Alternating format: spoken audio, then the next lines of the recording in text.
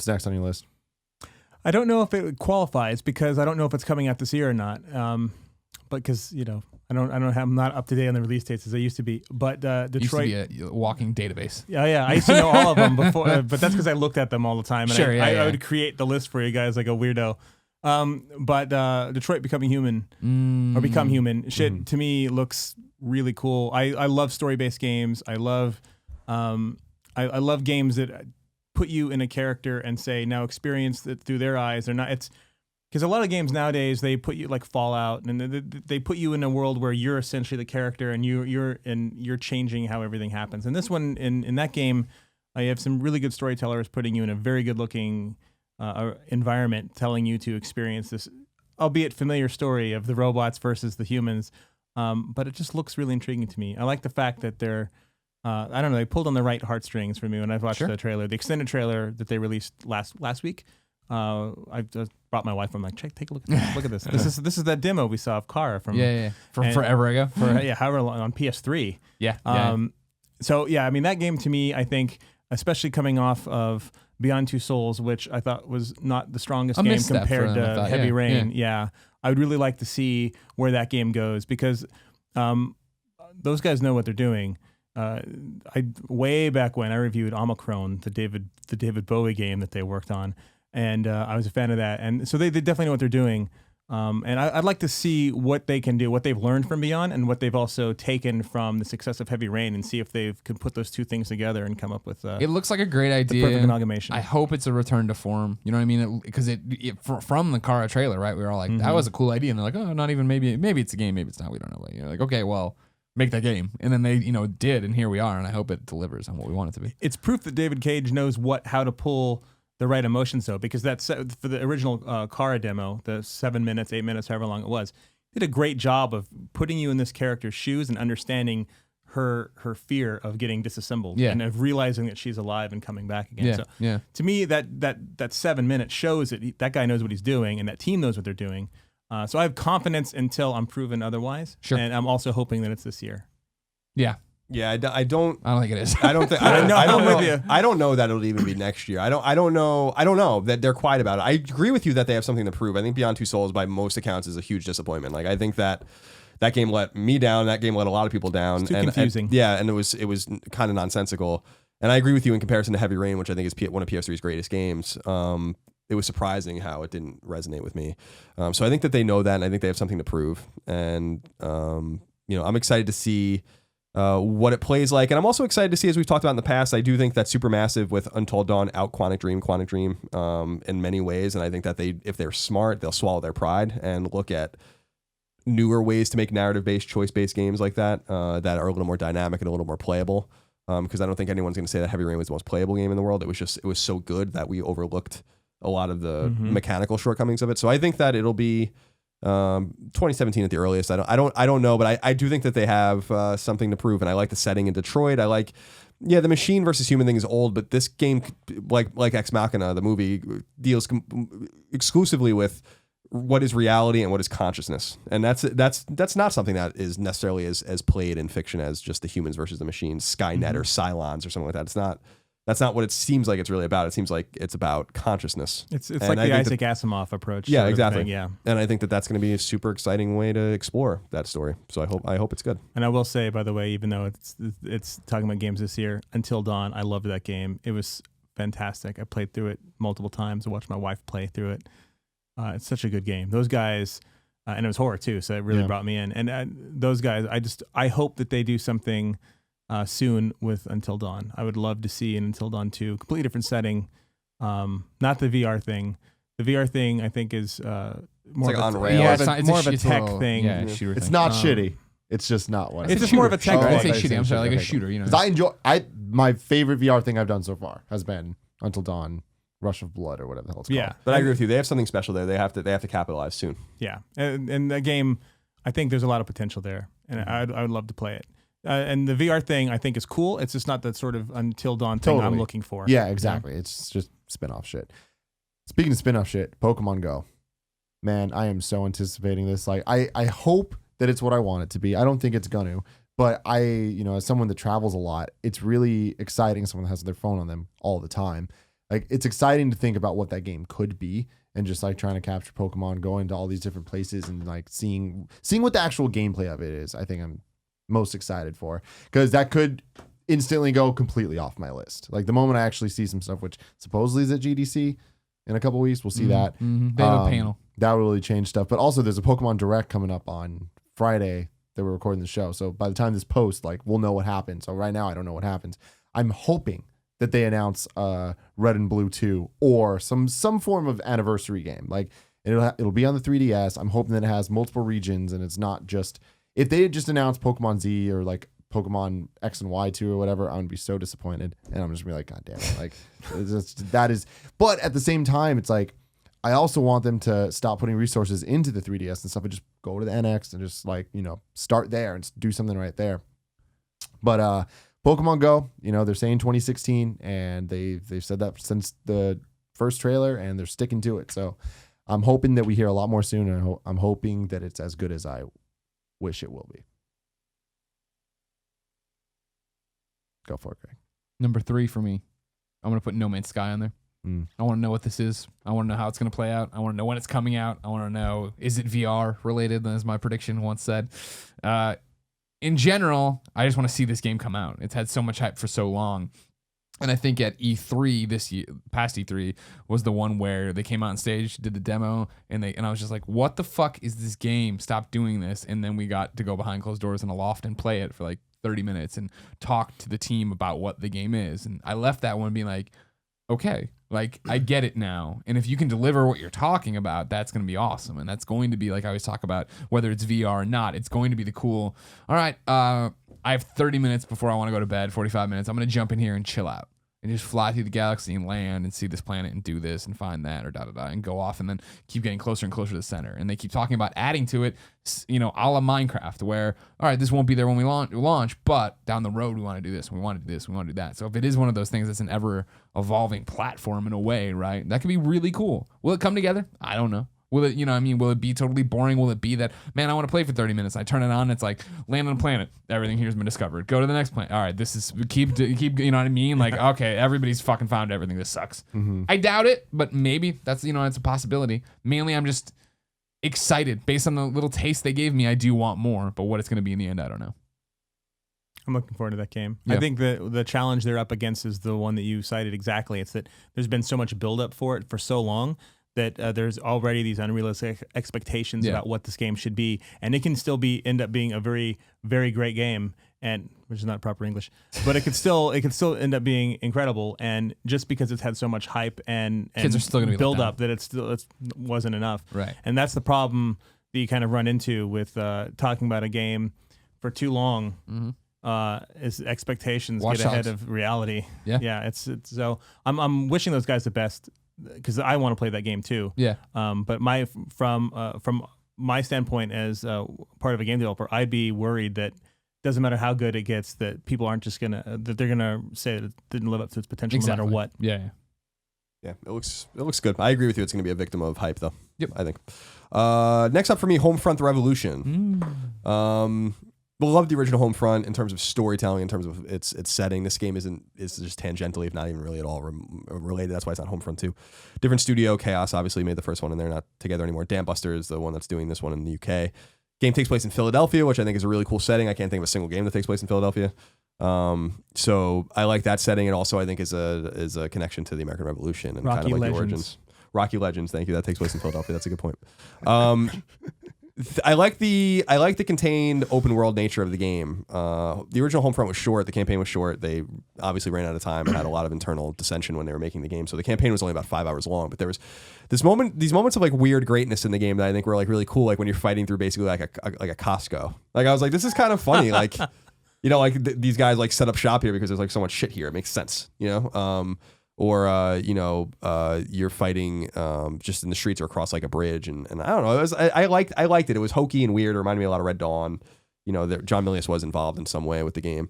But this particular one takes more of a step-by-step approach in terms of like you're going to take over this part of the city, and then you're going to do these side quests, and you have to destroy these cameras and these patrols and do all these kinds of things and play it like it's a Far Cry game or like it's a Ubisoft game basically. And I think that's exciting. I think it looks fucking cool. And the thing is that this game has been in development for a long time.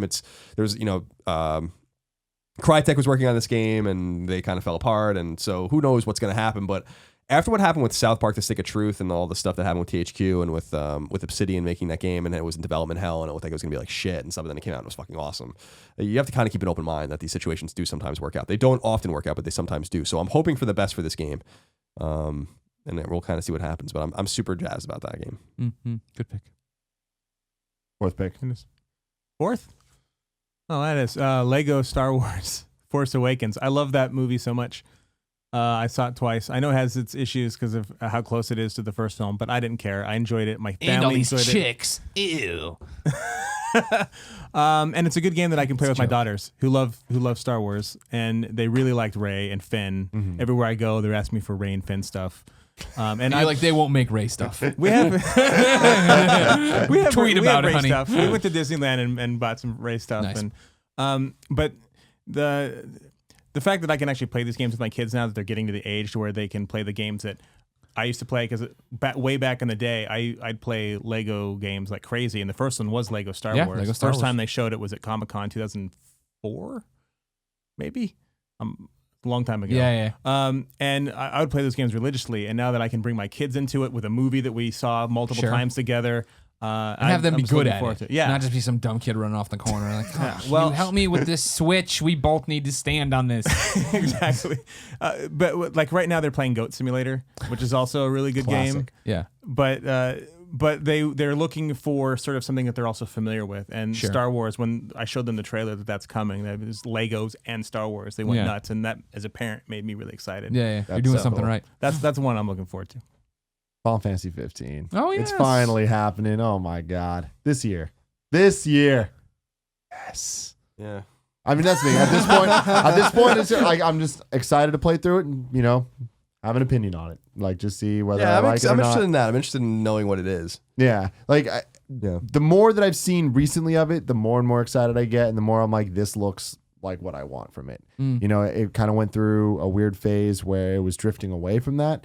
And I just wanted it to get back to what it originally was when it was Versus 13, those original trailers. And I'm starting to get that sense that stuff's going to be in it, and it's modern, and it's all these other things. So I'm, thinking it's going to be good. Great. I don't know. Will it be my favorite Final Fantasy? Probably not. But will it be up there? I hope. I mean, full disclosure, we're hosting that reveal event March 30th. Go to finalfantasyxv.com/ No, uncovered. Just Google yeah. Final Fantasy 15 event. We're hosting that event, and so I mean, like, that's it. But it's like, since you guys have first talked about it, and like, driving around in a car with your bros. Well, I can get behind that. And then I watched. I'm like, are these gods coming down? I don't know what's happening, but it's interesting. You know what I mean? It's awesome to see your excitement with it, the other people's excitement with it. I do think I'm gonna try it because I try just about every Final Fantasy. Will I stick with it? Who knows? Yeah.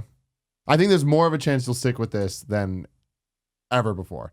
Because now But you know how much I love that because of underwater Persona soccer and because game. of oh my God. Don't hate on Blitzball, bro. All right. Blitzball is life. Sorry, bro. Alternate soccer games have their place. But yeah, no, at this point Letting it's you know.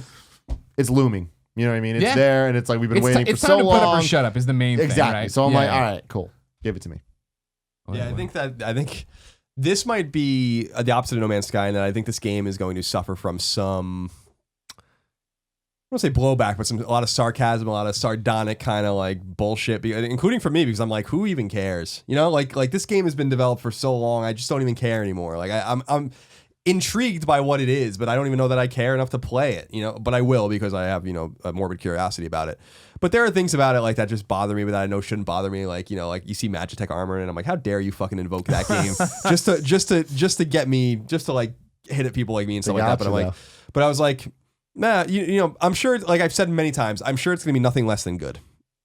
Yeah. But I don't know that it's going to be any more than that. So we'll see what happens. I hope, for everyone that's excited about it, then, I want every game to be good. And there's a lot of people that are. Yeah, what I'm interested to see is the sales of Persona 5 compared to the sales of Final Fantasy 15, because I think Very much so. because I do think that Final Fantasy 15 won't necessarily be outsold by Persona 5, but it's going to be close. Like I just think all of the goodwill that Square has whittled away over the years with Final Fantasy 13 and Final Fantasy 12 and 13 2 and 3, and like so definitely 12 and definitely 13 and definitely what's going on with Versus 13 and 15. And then all of the goodwill that Atlas has scooped up with Persona and all the goodwill even that Bandai Namco has scooped up with Tales. The situation is somewhat different for Final Fantasy now for the first time really since they've released a main line game that Final Fantasy just isn't the shit anymore, you know. And I think people are just looking at Square Enix's Japanese outlet or operation with a little bit of a more skeptical eye after what they did to Dragon Quest and what they have done to Final Fantasy. And Dragon Quest 11 seems like it's going to be a return to form, thank God. And I just want Final Fantasy 16 to just be a return to form, be what a Final Fantasy game is. Please, we're begging you. I have mixed feelings on this because I have unrealistic expectations for Final Fantasy games in general. My favorite 2 games of all time are Final Fantasy 6 and 4. Those are the games that really made me fall in love with RPGs. It's why I play RPGs. It's why I used to review them all the time at IGN because it was my favorite genre. But I was at Tokyo Game Show when they announced Final Fantasy 13 Versus. It's been a long time coming to this, and now it's been so long, and my expectations of a Final Fantasy game are so high that I'm curious that if I'm my own enemy in my expectations for that game, is it going to live up to it? Especially since there's a lot of exploration. At least from the trailers that I've seen so far, a lot of walking around. And you've always had that in Final Fantasy, but it always felt like as a means to get somewhere else in between these big story points. But so far, a lot of the Final Fantasy 15 trailers have been, we're just exploring in battle, and I'm not getting a lot of what's actually going on in the game. So that's also has me a little apprehensive as to what exactly is the story and what am I doing, and the characters themselves. Who's the character I'm really going to latch on to? And the blonde kid, probably. The blonde kid. I think the characters are slow. That's the thing to me is that the game seems like an overcompensation for Final Fantasy 13 in many ways. 13 was very constrained. It was very linear. It was very. Which one? The first one. Which 13? And 13 was just oh god, like I just, and what was such a shame about that was that the battle system was actually really awesome. cool. Like it has such great things about it. The paradigm shifting and stuff was cool. I liked that idea, and it was just like it was such a waste. Like that game was just so uneven, and I just fucking didn't like it. And I think to their credit, I think they've listened and they're overcompensating. Now they made this big open world Final Fantasy 15 game. We had that with Final Fantasy 12 to a degree, but Final Fantasy 12 was much more of like a weird MMO, fake offline MMO feel to it with its battle system and stuff. And it was a game that was clearly made and produced by 2 different people, which it was. And so there was like a lot of the game just kind of changes. Mm-hmm. And very similar to like something like people complain about Xenogears, kind of like just falling off a cliff at the end because they ran out of time. Like similar things happen, like where the game just doesn't feel like it's done. So I think that they've taken their time. The game's going to be a full package, and I'm interested to see what it's going to be. But it's more out of morbid curiosity. It's going to be Kingdom Hearts Final Fantasy. Like that's what it is. So it's not going to be Final Fantasy. It's going to be a Final Fantasy in the vein of a Kingdom Hearts. Well, thank God they named it Final Fantasy. Is it Kingdom Hearts 3 going to be the Kingdom Hearts game? Yeah, well, that's going to be whenever just that Kingdom comes Hearts. out. But this, I mean, when you look at the gameplay of this, it's like it looks like Kingdom Hearts gameplay, and it seems. I mean, yeah, it's like a little bit more Final Fantasy-esque in terms of the speed and stuff, but like it's way more action RPG than RPG. Yeah, yeah, it's true. We got a couple more on the list. Where are we at, Greg? It's my 4th pick now. Okay. Tacoma. Everybody knows I'm a Fulbright fanboy. I ain't afraid to say it. You get your drink, Christmas duck. Just remember, it debuted. It was just, a trailer, right? Of you went into the space station, Tacoma, it opened up, and you're there, and then it went away, and it was just like the title in Fulbright. That was all I needed at that moment to say, well, yeah, here we go, game of the year. I'm all set. I'm locked in. Great. But then to hear when Steve came through to talk about it, right? And he's talking about how you land on the space station, you go in there, and you have to go through basically like the security cameras, but you're living in them. So you're in one room, you hit play, and you see everybody talk and move, but they're all independently moving. So then you rewind it because you saw some guy walk off over there. So you rewind it, hit play, and then follow him to see what he's doing to piece together the story that way, and rewind it and follow the other person over there. And like, wait, there's only 5 guys here, but there's 6 or whatever on the station. I made that number up. Pause it and run around until you find that person to see what that person's up to. That's like a neat mechanic. That's a cool way to do it, especially, as much as a sucker as I am for audio diaries, like we always talk about with BioShock or with Gone Home, you know what I mean? To be in a living, breathing one to piece together that world, to see the characters interact with each other that way, to see the side combos over there. It's the same reason I'm excited for like Apartment, right? Which I didn't put on my list because I'm not sure if that has a date, but Apartment I'm super stoked for as well because I like getting involved with people's lives and having those slice of life of what's happening. Of course, this one's a little bit more grandiose than others, seeing as how we're up in space on the space station, seeing what's happened with Earthlings. Surprised No they made your purple list. people, just made up. Hey, look, it's a talking Rice Krispie from the fucking other galaxy. I don't know what else. Tacoma, I think is going to be great. Now, Tacoma to me suffers from a different problem than Firewatch did. Where Firewatch, I want the next game that Campo Santos does because I know they can do better.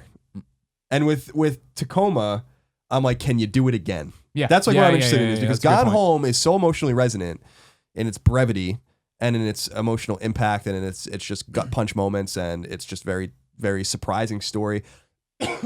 We often lose sight of people who played the game that the game seems like it's a horror game for half of it, right? And that's what makes it so interesting. Like it's like, what the fuck's going on in this house? I remember sitting in this very room when we were still at IGN playing it on the computer for Game of the Year consideration. I'm like, this is insane. Like I love this game, and there's a lot of people out there that don't like it, and I don't really care. I mean, I think it's so clearly such an amazing game that I'm interested in seeing what Tacoma can do if they can do it again, if they can make a game that's as good or even better than Gone Home, as opposed to something like Firewatch, where I'm like, you guys have the right idea, but I want to see your next game because I think you can do way better than this. So their expectations are super high. Oh, yeah.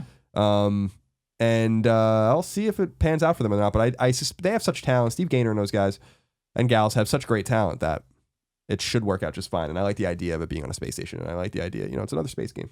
Greg. Again, with Earthlings. Not, hey, everybody, I'm the one-eyed Rice Krispie. Who wants to buy candy? And all the candy pours out of the vents. And everybody's, we don't breathe candy. They'll die. Creepy. All right. What's your last one, Jeremy? Quantum Break. Ooh. Yeah. Shit, skipped that me, one by the slipped way. by me. That one did I? slipped by Yeah, me. it's okay though. I'm gonna do 2 at the end. Okay, Sorry. cool. No, it's okay. I loved Alan Wake. That game sucked up so many hours of my time. So I already know that they're really good at understanding large worlds and putting a game together with solid mechanics and a great story. But I'm also a sucker for time travel elements. So I love the fact that they're doing all of these interesting things in that game. To me, I actually have intentionally been avoiding information about the game because it's one of those few titles where I go in and I want to know as little about it as possible, but the concept really grabs me, and I'm a big fan of the developer. So that's a game for me that it's really getting really close too. That's one of the best things. April. Is I'll be able to play it soon. But I just love the fact that they're actually back at it again. I was hoping it'd be Alan Wake 2, but it's not. But I'll take it. Those guys know what they're doing. The game looks fantastic. They have some really good technology going on, and it's actually a really nice exclusive for the Xbox One. They're carrying over their pretty strong exclusive lineup from winter and fall into now. So as an Xbox One owner, not everyone that in my social circle has Xbox Ones. Most everyone's PS4 player. It's just nice to see and nice to have, a nice change of pace. Yeah. No, I'm stoked to turn on. I'm really interested to see how the whole TV show thing plays out. You know what I mean? With this, these videos in between gameplay segments of what it's all. I can't wait. Yeah, I'm interested with the weird backlash that happened. I guess it's not weird. I mean, it's understandable, but the backlash that happened with Quantum with it being announced as a day and date PC game as well. I'm actually happy to see that because games seem to be stranded. I don't mean this with any disrespect, but it's like a few games have been stranded on Xbox One, and that was really a shame for those games, like Titanfall and Tomb Raider. That could have sold better if they were more ubiquitous, at least on a PC or PS4 at the same time, and kind of pushed in the same way. I know Titanfall did come to PC at the same time, but there was this weird backlash when they announced that kind of late in the game, like right before the game went gold, because the game's already gold. That some people were really upset about it. And I'm like, does it really matter at the end of the day? Like this game, Remedy is such a great developer, and this game should be played by as many people as possible. So I'm super interested to see actually the sales disparity between the platforms, and if it proves the point that Microsoft's trying to make, I think, which is that Xbox is going to be more about more of a platform agnostic kind of approach with their games, the games they publish, Microsoft Studios, as opposed to exclusivity with Xbox. Although I also see the other side of it, and I talked about it in about it's a shame that it's not an Xbox One exclusive, because what makes people want to buy it then? Without the game. So Quantum Break's an interesting kind of sample, kind of interesting in the wild example of how is it going to turn out for the platform that it was supposed to be on, and how is it going to turn out for this other platform that's going to get the game, and how are people going to how's the game going to resonate? But it's gold early. It seems like they had all the time they needed to finish it, and I hope for the best for that game too. And I think it's an interesting experiment as well in terms of live action versus interactive gameplay. Our boy Dominic Monaghan up in it. What up? What a Watch him wear his Team Fat shirt on his TV show in March. My last one, not a popular pick, Star Fox Zero. I love Star Fox. It's one of my favorite franchises. So many shitty games in its lineup, but like the games that are good, I love. And even something like Star Fox Assault on GameCube, 50% of that game, utter trash, and I hated it. 50% of that game, when you're actually flying around, totally loved it. And I'm like, this is why I love Star Fox. These characters are archetypes that I enjoy, and the gameplay is just arcadey and fun. It's quick. It's one of you don't need to play this game for weeks. You play the game for a weekend and you're done. And it's been way too long since we've gotten a proper Star Fox game. And it's unfortunate that this one looks like it's kind of just being shot out on the Wii U and just kind of it is what it is so far. But I still think that I'm gonna really enjoy the enjoyable parts of the game.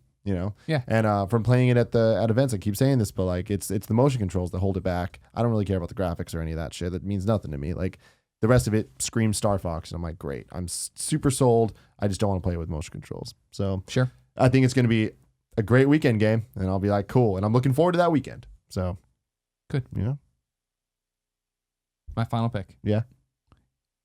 Is none other than The Legend of Zelda NX.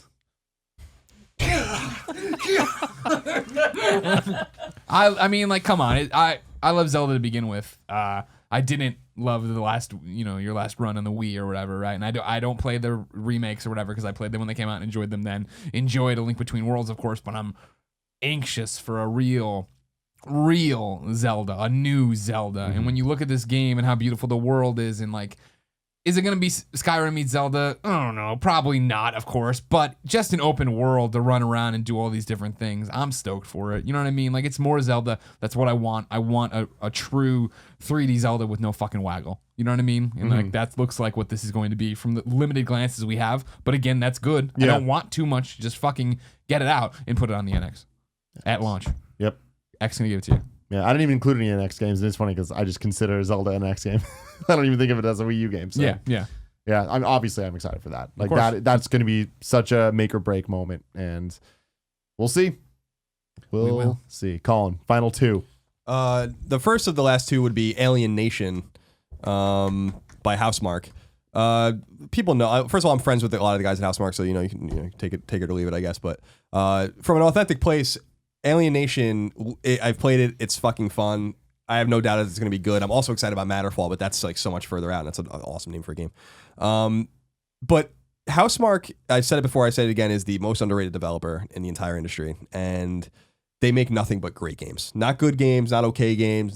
They make great games. They made Stardust. They made Resogun. They made Dead Nation. They made Outland.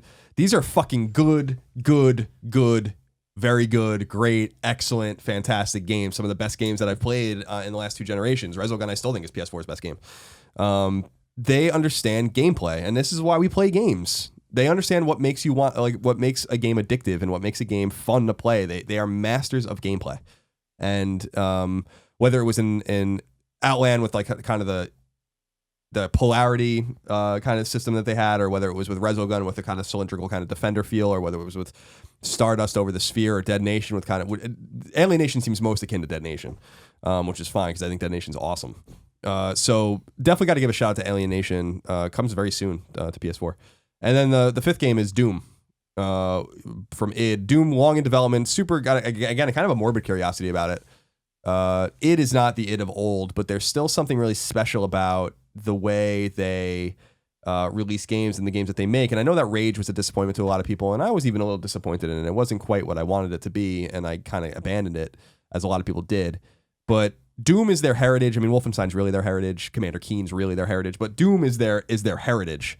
And it looks fun. It looks bloody. It looks old school. It looks super fucking weird. And that's what Doom's all about. Before we took shooters really seriously, we had games like Doom and games like Quake. And so I think that Doom should turn out fantastic. And I hope that single player campaign, which is apparently like 10 to 15 hours, that's all I really want to play. I don't care about anything else. I just want to play that. I want to see like what it's like.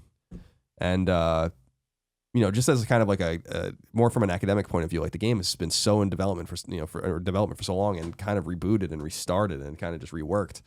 I mean, we haven't gotten a proper Doom game in 12 years. So it's time. And we're going to get it soon enough. So I'm super excited about that. And my only prayer is that with Machine Games making, hopefully another Wolfenstein game, if they don't move on to Quake or something like that. Like Doom itself is just special. Like let's just do one more Doom game and just leave it alone. And then let id do its thing. Or, none of the guys that are at, there's very few people at id that you would know anymore. So it's not like it's the same team, but there's still something, there's like a je ne sais quoi about that team. We'll see how it works out. Kevin, we're going to break that into two at some point. Ladies and gentlemen, that topic brought to you by Squarespace. Building a website can be tough, and even if you do know your way around coding, creating something that looks good and works well is a time-consuming affair. Whether it's for a business site, a portfolio, a restaurant, or whatever else, in this day and age, you probably need one anyway. Lucky for us, Squarespace makes it easy to build beautiful websites without breaking a sweat. Squarespace provides simple, powerful, and beautiful websites that look professionally designed regardless of skill level, no coding required. Not only does Squarespace provide you with intuitive and easy-to-use tools to create your website with, they also have state-of-the-art technology powering your site to ensure security and stability. And you can trust in Squarespace for your website needs when millions of people and some of the most respected brands in the world trust in them too. Original site, kindoffunny.com, was first made in Squarespace. I don't know if you know that, Greg. I do know that. Nick Scarpino is like barely functioning as an adult. So the fact that he can build it shows you how easy it is to build it. Rocket League merchandise site, Squarespace. Really? There you go. Yep. There you go. What's that site?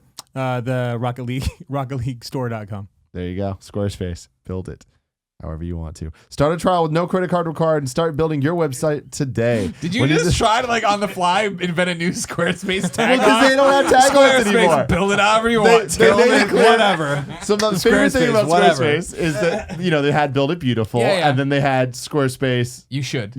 Yeah, and now they're like, we're done. There's a new thing that, like, they're just like, there's no more slogan. Just deal with it. So yeah, they can take Build It however you want to. Build it however you want. Whatever. So when you decide to sign up for Squarespace, make sure to use the offer code KINDOFFUNNY to get 10% off your first purchase and to show your support for Kind of Funny Games. We thank Squarespace for the support of Kind of Funny. We do. We do.